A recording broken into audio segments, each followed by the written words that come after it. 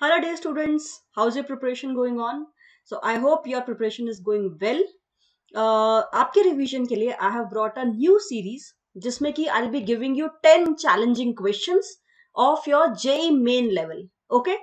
ये जो questions है that I have taken from NTA mock test. Now there will be a mixed set of questions. आपको पूरी chemistry में से मैं कहीं से भी क्वेश्चंस उठा के दे दूं 10 क्वेश्चन. ओके और आपका क्या टारगेट होगा वाइल सॉल्विंग दिस. पहले तो चेक करो यार 10 में से आप कितने कर पा रहे हो. फर्स्ट थिंग जो आपको मॉनिटर करनी है अपने लिए वो ये होनी चाहिए कि इन 10 में से मैं कितना कर पा रहा हूं. और दूसरी चीज जितने आपने किए, सपोज आपने 10 में से 8 किए तो उसमें से कितने सही हैं, एफिशिएंसी क्या है आपकी. तो ये आपका टारगेट होना चाहिए while solving it. And trust me dear students, revision is the key. जितने ज्यादा क्वेश्चंस एग्जाम से पहले कर लोगे उतना अच्छा है. ठीक है, so let's start. Keep your timer on. देखो कितने टाइम में आप 10 क्वेश्चन करते हो और कितने सही करते हो. Let's start. The first question that I am giving you, it is the ratio of delta TB by KB of 10 gram AB2 and 14 gram A2B per 100 gram of solvent in their respective solutions is 1 mole per kg. ये ratio दिया हुआ है दोनों के लिए. It is 1 mole per kg. Hence, molecular weight of A and B are respectively. So I'm sure you are solving it. Solve it quickly and then check whether your answer is correct or not. Okay? Chalo, I'm going to solve it over here. So delta TB by KB दोनों के लिए मुझे 1 मोल पर KG दिया हुआ है. One thing that I know, it is from solutions. और हमें पता है कि जब किसी सॉल्वेंट में सल्यूट डाला जाता है तो उससे बॉइलिंग पॉइंट बढ़ जाता है. There is elevation in boiling point. तो अभी बॉइलिंग पॉइंट कितना हो गया, डेल्टा टीबी होता है KB into molality. KB into molality, that means अगर मैं डेल्टा टीबी बाय केबी का रेशियो लू, it is equal to molality. और मोलालिटी होता क्या है, moles of solute by weight of solvent in KG. तो मोलालिटी दोनों की 1 मोल पर केजी है. ओके, 100 ग्राम सॉल्वेंट है तो वेट ऑफ सॉल्वेंट भी जो है वो फिक्स्ड है. वेट ऑफ सॉल्वेंट भी जो है वो फिक्स्ड है. इसका मतलब ये बोल सकते हैं कि moles of salute for AB2 बराबर होंगे moles of salute for A2B. ये दोनों बराबर होंगे क्योंकि दोनों की मोलालिटी 1 है. दोनों में वेट ऑफ सॉल्वेंट बराबर है तो ये बराबर है तो इनका मतलब मोल्स भी बराबर होंगे. ओके, तो अब बस फॉर्मूला पुट कर लेते हैं. मोल्स का फॉर्मूला होता है given mass by molar mass. So हमें AB2 दिया हुआ है 10 ग्राम, तो 10 डिवाइडेड बाय मोलर मास कैसे लिखेंगे. मान लेते हैं कि जो हमारा A है उसका मोलर मास स्मॉल a है और B है उसका मोलर मास स्मॉल b है. तो AB2 में एक A है और 2 B है तो मोलर मास हो गया A plus 2B. Similarly moles of A2B कैसे लिखेंगे, हमारे पास 14 ग्राम दिया हुआ है और अब मास कैसे लिखेंगे 2A plus B. 2A plus B solve करते हैं. I take this on this side और इसको इधर ले जाऊं मैं. तो 10 into 2A plus B equals to 14 into A plus 2B. A की टर्म्स को एक तरफ इकट्ठा कर लो और B की टर्म्स को एक तरफ इकट्ठा कर लो. तो 20A plus 10B equals to 14A plus 28B. Solve करने पे ये आ रहा है 6A equals to 18B. Clearly A जो है वो 3B के बराबर है. यानी कि जितना भी वेट होगा B का उसका 3 टाइम्स वेट होगा A का. अब ऑप्शंस देखो, 40 और 100 बिल्कुल नहीं है. B का वेट उन्होंने दिया 20 और A का दिया है 60. तो ये हो सकता है, ये एकदम सही है क्योंकि A का वेट 3 टाइम्स है B के वेट के. A का 20 B का 60 ये नहीं हो सकता, उल्टा हो गया. ठीक है, तो clearly option B is the right one. Okay, so I hope ये आपका सही गया होगा. चलो next question. 4000 active nuclei of a radioactive material are present at t equals to 0. तो मान लेते हैं कोई हमारे पास रिएक्शन है x gives b. टाइम 0 पे इसके कितने हैं, 4000 एक्टिव न्यूक्लियाई हैं. तो ये अपना क्वेश्चन है कहां से, केमिकल काइनेटिक्स का क्वेश्चन है ना. और रेडियो एक्टिव न्यूक्लियाई इनिशियली दे रखे हैं. After 60 minutes 500 nucleus are left in the sample. तो 60 मिनट्स के बाद कितने बचे? 500 ही बचे हैं। You have to find out the decay constant, या जिसको हम रेट कांस्टेंट भी बोलते हैं, तो ये आपको निकालना है।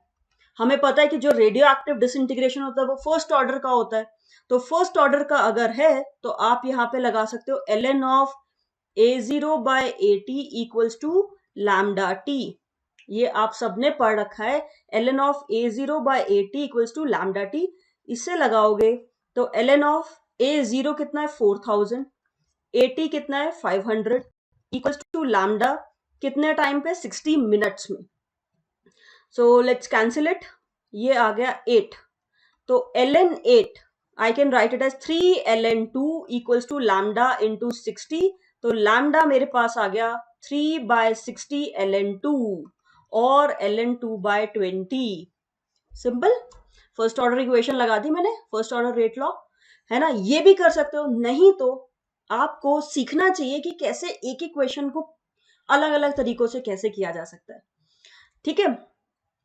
अब मैं आपको एक चीज बताती हूँ कि आप जैसे डिके कांस्टेंट हाफ लाइफ से भी निकाल सकते हो। फर्स्ट ऑर्डर के लिए हाफ लाइफ कितनी होती है? ln 2 बाय लैम्डा, ये होता है फर्स्ट ऑर्डर के लिए हाफ लाइफ होती है ln 2 बाय लैम्डा। अगर मैं हाफ लाइफ निकाल लूं, अगर मैं कहीं से ये हाफ लाइफ निकाल लूं तो मुझे लैम्डा मिल जाएगी, है ना। इसको करने का क्या तरीका है? इसको करने के लिए आप ये देखो, हम शुरू कर रहे हैं फ्रॉम 4000 न्यूक्लियाई, हम शुरू कर रहे हैं फ्रॉम 4000 न्यूक्लियाई, ठीक है। इसका हाफ होगा हाफ लाइफ में, इसका हाफ होने में आपको जितना टाइम लगेगा उसको बोलते हैं हाफ लाइफ, यानी कि टी हाफ, तो 2000 रह जाएगा। फिर इसका हाफ कितने टाइम में होगा? 2 टाइम्स ऑफ टी हाफ। इसका इसका भी हाफ, उसमें भी कितना टाइम लगेगा?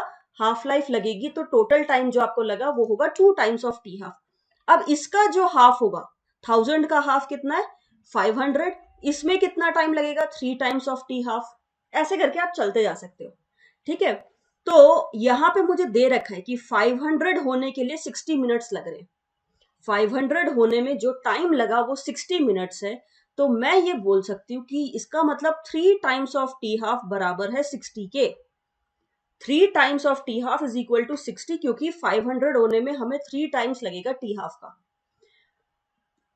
तो टी हाफ कितना आ गया? 60 बाय 3 दैट इज 20। अगर टी हाफ आ गया तो आपका लैम्डा आ जाएगा, lambda will be ln 2 by T half, यानी कि ln 2 बाय 20। तो आपका जो सही ऑप्शन होना चाहिए दैट शुड बी ऑप्शन 2। आपके पास आया?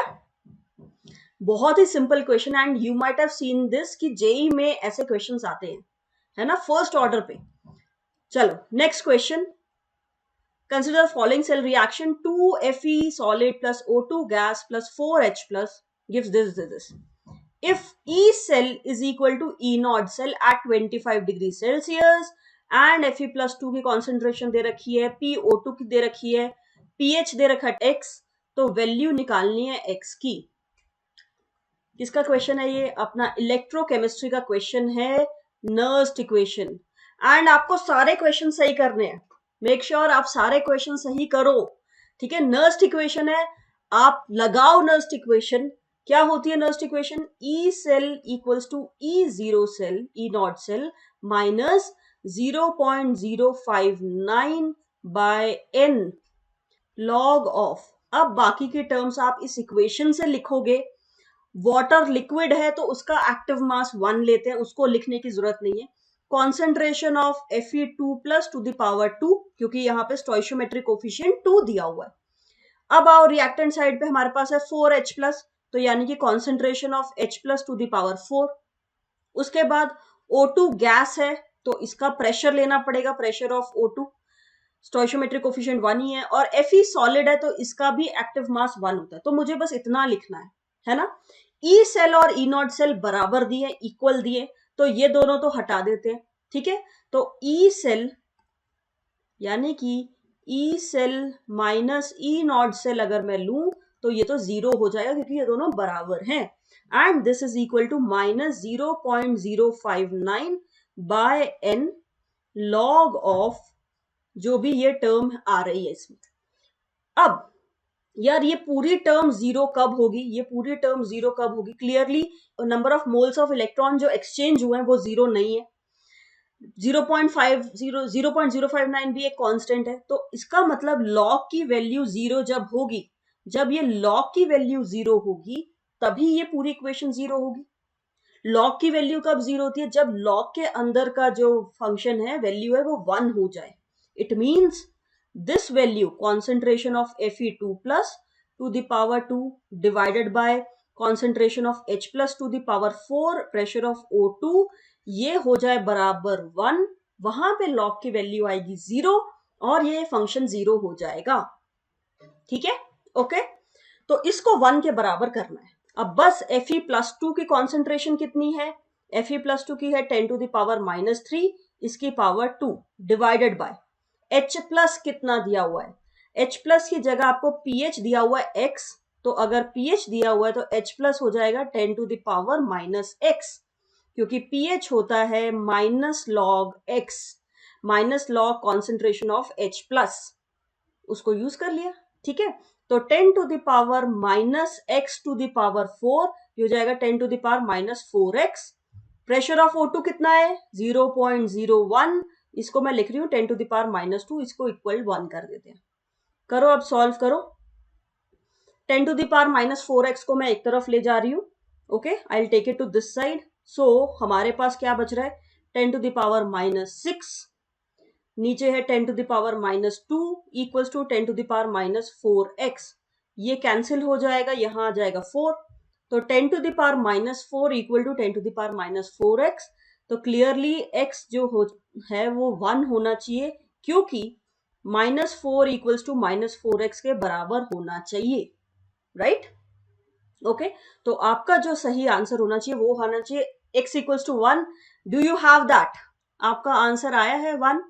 आई होप आया हो, नहीं तो यू ट्राई टू अंडरस्टैंड क्या कॉन्सेप्ट लग रहा है। ओके, नेक्स्ट क्वेश्चन बहुत ही सिंपल क्वेश्चन है। Calculate the molality of Ki if the density of 20% mass by mass aqueous Ki is this much. Report your final answer by rounding of molality correct up to 1 decimal place and then multiply it by 10. वो बाद में करेंगे, ये वाला part बाद में कर लेंगे। First of all let's find out molality. You are solving it yourself. Molality का फॉर्मूला क्या होता है? Moles of solute divided by weight of solvent in kg. सबसे पहले तो यार मुझे मोल्स निकालने हैं सॉल्यूट के और वेट निकालना है सॉल्वेंट का, कैसे करें देखते हैं। उसके लिए मुझे दिया हुआ 20% मास बाय मास। इसका मतलब क्या होता है? 100 ग्राम सोल्यूशन अगर मैं लूं, उसमें मेरे पास 20 ग्राम सोल्यूट है। सोल्यूट यानी कि KI है। 100 ग्राम सोल्यूशन में 20 ग्राम तो KI है। ओके, तो यानी कि ये आ गया आपका mass of KI। Mass of KI आ गया, तो यहां से मैं निकाल लू मोल्स ऑफ KI। मोल्स आएंगे KI के equals to given mass divided by molar mass of KI। चलो, molar mass of KI, moles आ गए। दूसरा क्या चाहिए मुझे? वेट ऑफ सॉल्वेंट चाहिए। वो कैसे निकालोगे? आपने सोल्यूशन लिया है 100 ग्राम, उस सोल्यूशन में सोल्यूट भी है सॉल्वेंट भी है। सोल्यूट कितना? 20 ग्राम। इसका मतलब वेट ऑफ सॉल्वेंट हो गया 100 माइनस 20। सोल्यूशन में से अगर मैं सोल्यूट का मास हटा दूं तो मेरे पास सिर्फ सॉल्वेंट का वेट ही तो बचेगा, तो ये है 80 ग्राम, राइट?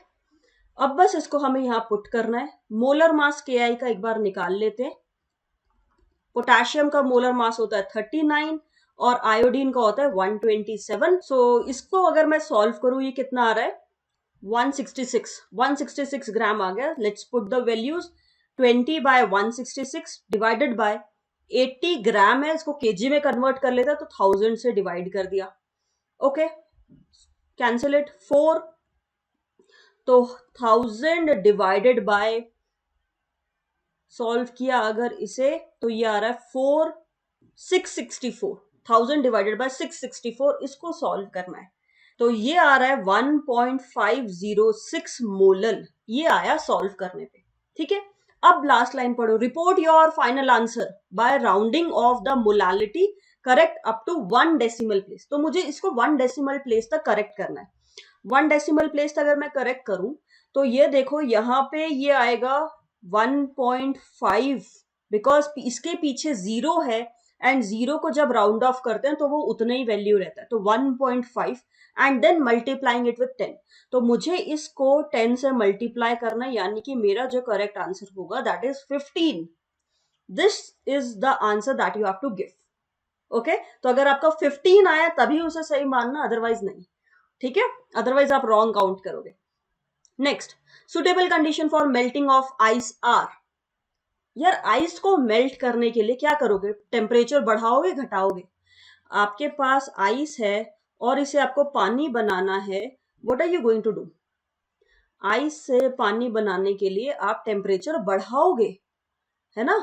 आइस को जब फ्रिज से बाहर निकालते हो अपने आप टेम्परेचर बढ़ जाता है तो वो पिघल जाती है, तो टेम्परेचर तो बढ़ाएंगे, यानी कि ऑप्शन सी और डी तो गलत हो गए। अब बात है प्रेशर की, प्रेशर को क्या किया जाए, इस पे प्रेशर बढ़ाया जाए या घटाया जाए? देखो ऐसा सोचना चाहिए, प्रेशर बढ़ने से क्या होगा? प्रेशर बढ़ने से एक्चुअल में क्या होगा, जो मॉलिक्यूल्स हैं, जो मॉलिक्यूल्स हैं, जब मैं प्रेशर बढ़ाऊं तो मॉलिक्यूल्स और पास आएंगे, है ना? तो अब ये सोचो कि किस में मॉलिक्यूल्स पास हैं, आइस में या वाटर में? अगर मैं प्रेशर बढ़ाऊं तो मॉलिक्यूल्स पास आएंगे, तो इन दोनों में से किस केस में मॉलिक्यूल्स पास पास हैं, बिकॉज तब वो उसमें कन्वर्ट हो जाएगा प्रेशर बढ़ाने में। एक बात मैं आपको बता दूं, नॉर्मली सॉलिड्स में मॉलिक्यूल्स ज्यादा क्लोज होते हैं कंपेयर टू लिक्विड। जब हम डिफिनेशन पढ़ते हैं तो यही पढ़ते हैं कि सॉलिड्स में मॉलिक्यूल्स आर क्लोजर, लिक्विड्स में थोड़े दूर होते हैं, बट आइस और वाटर के केस में ऐसा नहीं होता। वाटर और आइस दोनों में ही हाइड्रोजन बॉन्डिंग हो रही होती है ना? लेकिन लेकिन एक्चुअली जब आइस में हाइड्रोजन बॉन्डिंग होती है तो उसमें वॉइड्स बहुत ज्यादा होते हैं, ऐसे हेक्सागोनल पैकिंग हो जाती है, ठीक है? यहाँ पे सब जगह सब कॉर्नर्स पे वाटर मॉलिक्यूल्स हैं। तो due to this type of packing, इसकी वजह से क्या होता है, बहुत ज्यादा वॉइड्स होते हैं। वॉइड्स की वजह से पार्टिकल्स उतने क्लोज नहीं होते जितने कि वो वाटर में होते हैं। तो what I am trying to say from this is कि वाटर में मॉलिक्यूल्स ज्यादा क्लोज हैं, वाटर में मॉलिक्यूल्स ज्यादा क्लोज हैं एज कंपेयर टू आइस। तो जब आप प्रेशर बढ़ाओगे तो आइस पे जब प्रेशर बढ़ाया तो मॉलिक्यूल्स और पास आएंगे और वो वाटर में कन्वर्ट हो जाएंगे, क्योंकि वाटर की डेंसिटी ज्यादा होती है, वाटर के मॉलिक्यूल ज्यादा क्लोज होते हैं, ठीक है? So high temperature and high pressure that will melt the ice. High temperature high pressure, ठीक है, इससे आइस आपकी मेल्ट होगी। चलो नेक्स्ट क्वेश्चन, अब इनऑर्गेनिक से क्वेश्चन है आपके लिए, देखो ट्राई करो सॉल्व हो रहे हैं या नहीं। Which of the following does not illustrate, does not, नहीं दिखा रहा, the anomalous property of lithium. You know lithium जो है वो मैग्नीशियम के साथ डायगोनल रिलेशनशिप शो करता है, क्यों? क्योंकि उन दोनों का size by charge ratio similar है। अब इनमें से कौन सा नहीं है, कौन सी ऐसी प्रॉपर्टी नहीं है जो एनॉमलस है उसके खुद के ग्रुप से? Lithium is much softer than the other first group metals. सी इसको ऐसे देख सकते हो कि नीचे आते आते क्योंकि साइज बढ़ रहा है, साइज बढ़ रहा है, तो जो मेटालिक बॉन्ड होगा, यानी कि जो मेटल्स के बीच में बॉन्ड या फोर्स ऑफ अट्रैक्शन होगा, मेटालिक बॉन्डिंग जो होगी वो वीक होते जाएगी, क्योंकि साइज बढ़ रहा है तो न्यूक्लियस का डिस्टेंस दूसरे एटम से बढ़ते जा रहा है, तो मेटालिक बॉन्डिंग वीक होती जाएगी, वीक मेटालिक बॉन्ड, ठीक है? मेटालिक बॉन्ड वीक हो रहा है तो फोर्स ऑफ अट्रैक्शन क्या हो रहा है, कम हो रहा है। फोर्स ऑफ अट्रैक्शन कम हो रहा है, इसका मतलब ये उतना सॉफ्ट होते जाएंगे। तो सीजियम कंपैरेटिवली सॉफ्ट है, लेकिन लिथियम बहुत हार्ड है, लिथियम हार्ड है। सोडियम सॉफ्ट है, पोटेशियम सॉफ्ट है, तो दिस इज रॉन्ग, ये तो गलत हो गया, it is harder. The melting point and boiling point of lithium are comparatively high, yes, because किस पे डिपेंड करता है, melting point force of attraction पे, बॉइलिंग पॉइंट किस पे डिपेंड करता है, फोर्स ऑफ अट्रैक्शन पे। तो जिसमें फोर्स ऑफ अट्रैक्शन ज्यादा है उसको डिफिकल्ट होगा मेल्ट करना, उसको डिफिकल्ट होगा सॉलिड से लिक्विड में कन्वर्ट करना, है ना? तो लिथियम का मेल्टिंग पॉइंट ज्यादा होता है क्योंकि उसका साइज छोटा है, तो फोर्स ऑफ अट्रैक्शन ज्यादा है। Lithium forms lithium nitride unlike other first group atom, yes. जब हम फर्स्ट ग्रुप के एलिमेंट्स को एयर के साथ रिएक्ट करते हैं, ये बाकी सभी एलिमेंट्स है, सोडियम, पोटेशियम, रुबिडियम, सीजियम, ये सभी ऑक्सीजन के साथ तो रिएक्ट करते ही हैं, ऑक्साइड्स बनाते हैं, पर ऑक्साइड, सुपर ऑक्साइड्स बनाते हैं, लेकिन लिथियम नाइट्रोजन के साथ भी रिएक्ट करता है, जो कि ये नहीं करते। ये नाइट्रोजन के साथ रिएक्ट नहीं करते, लिथियम करता है, क्योंकि मैग्नीशियम करता है। ठीक है, तो ये भी सही है। The ions of lithium and its compounds are more heavily hydrated than those of the first group elements. Yes, because of small size of lithium, उसका hydration ज्यादा होता है. And if you will see, lithium का जो chloride है वो hydrated होता है, deliquescent होता है. It can absorb water. ठीक है, तो इसका मतलब जो incorrect है वो ये है. First, it is not soft, वो hard है. Okay? Which of the following ore is best concentrated by froth flotation method? आपने concentration के 4 methods पढ़े हैं. कौन कौन से याद करने की कोशिश करो. हाइड्रोलिक वॉशिंग, फिर magnetic separation, froth flotation and your leaching. Hydraulic washing आप नॉर्मली सबके लिए ही यूज करते हो ताकि आप मिट्टी हटा सको. फिर मैग्नेटिक सेपरेशन उन्हीं पे लगाओगे जो कि मैग्नेटिक प्रॉपर्टी हो जिनमें, जैसे कि आयरन के कंपाउंड्स. फ्रॉथ फ्लोटेशन हम लगाते हैं सल्फाइड ओर्स पे, जिसमें कि हम झाग बनाते हैं ना, झाग बनाते हैं, फ्रॉथ बनाते हैं, तो जो हमारा ओर है वो उस झाग में आ जाता है. ओर जो है वो उस झाग में आ जाता है. एंड लीचिंग आपने पढ़ी है बॉक्साइट के ओर के लिए, बॉक्साइट के लिए, या फिर मैकआर्थर साइनाइड प्रोसेस जो कि गोल्ड या सिल्वर के लिए होता है, साइनाइड प्रोसेस. ठीक है, तो अगर इनमें से कोई भी सल्फाइड ओर है तो वो फ्रोथ फ्लोटेशन दिखाएगा. अब क्वेश्चन देखो, उन्होंने आपको डायरेक्टली ओर नहीं दिया, उन्होंने आपको नेम दे दिया, आप खुद को आपको बताना है ओर कौन सा है, तो नाम भी आपको ओर का पता होना चाहिए. गैलीना क्या होता है? Galena is an ore of lead, PBS को बोलते हैं गैलीना. लेड का ओर पीबीएस वो है गैलीना. तो क्योंकि ये सल्फाइड ओर है तो इस पे फ्रॉथ फ्लोटेशन लगता है. मेलेचाइट, मेलेचाइट आपका कॉपर का ओर है जो कि है CuCO3.CuOH होल ट्वाइस. ठीक है, मैग्नेटाइट आयरन का है Fe3O4, साइड्राइट भी आयरन का है FeCO3. तो ये सभी बाकी कोई भी सल्फाइड ओर नहीं है एक्सेप्ट गैलीना. तो क्वेश्चन सिंपल है, इट्स जस्ट आपको ये पता होने चाहिए किस पे लगाना है, कौन सा मेथड, और दूसरा ओर्स के नाम. ठीक है, next, number of sigma bond in P4O10. ये आपका पी ब्लॉक का क्वेश्चन है. पी ब्लॉक का देखो, जितने भी क्वेश्चंस आप देख रहे हो वो सभी जो है वो जेई लेवल के हैं, जेई मेन लेवल के. तो आपको सही आंसर करना है. आई एम श्योर बहुत सिंपल क्वेश्चन है. P4O10 का स्ट्रक्चर कैसे बनाते हैं? देखो, पहले आप 4 पी लगा लो. ठीक है, सभी के बीच में एक एक ऑक्सीजन लगा दो. तो ये तो आपने 4 लगाए, लेकिन इनके बीच में भी लगाना है. ठीक है, इनको भी लगाना है. कितने हो गए? 6 ऑक्सीजन आप लगा चुके हो. बचे कितने? O10 है तो 4 और लगाने. तो 4 बाकी के कैसे लगाओगे? फॉस्फोरस डबल बॉन्ड O बहुत स्ट्रॉन्ग बनाता है. ये बन गया P4O10. अब काउंट कर लो नंबर ऑफ सिग्मा बॉन्ड कितने हैं. 1 2 3 4. फाइन. 5 6 7 8 9 10 11 12 13 14 15 16. टोटल 16 सिग्मा बॉन्ड्स हैं. अगर पाई पूछे होते तो 4 पाई बॉन्ड है. सिंपल. ठीक है, बस 2 सेकंड का क्वेश्चन था. आपको स्ट्रक्चर पता होना चाहिए, लेकिन उसमें इस क्वेश्चन में अगर स्ट्रक्चर नहीं पता नहीं कर पाओगे. ठीक है, नेक्स्ट, अब आते हैं ऑर्गेनिक पे. चलो, ऑर्गेनिक के क्वेश्चंस मैंने आपको दिए, देखते हैं क्या कितने आप सही कर पाते हो. For the 3 halides given below, arrange CCl bond length of these compounds in the decreasing order. मतलब आपको बताना है सबसे ज्यादा बड़ी बॉन्ड लेंथ किसकी और सबसे छोटी बॉन्ड लेंथ किसकी है. एक चीज आपको जो पता होगी वो ये है कि जैसे जैसे बॉन्ड ऑर्डर बढ़ता है बॉन्ड लेंथ घटती है. यानी कि bond order is inversely proportional to bond length. तो C सिंगल बॉन्ड की बॉन्ड लेंथ ज्यादा होती है compare to C double bond C. फिर C ट्रिपल बॉन्ड की इससे भी छोटी होती है. क्योंकि बॉन्ड ऑर्डर 3 है। ठीक है, अब इनमें देखते हैं। यहां पे सिंगल बॉन्ड है, यहां पे दिख रहा है सिंगल बॉन्ड, लेकिन क्लोरीन के पास लोन पेयर है भाई। लोन पेयर जाएगा रेजोनेंस में और यहां से ये डबल बॉन्ड शिफ्ट होगा।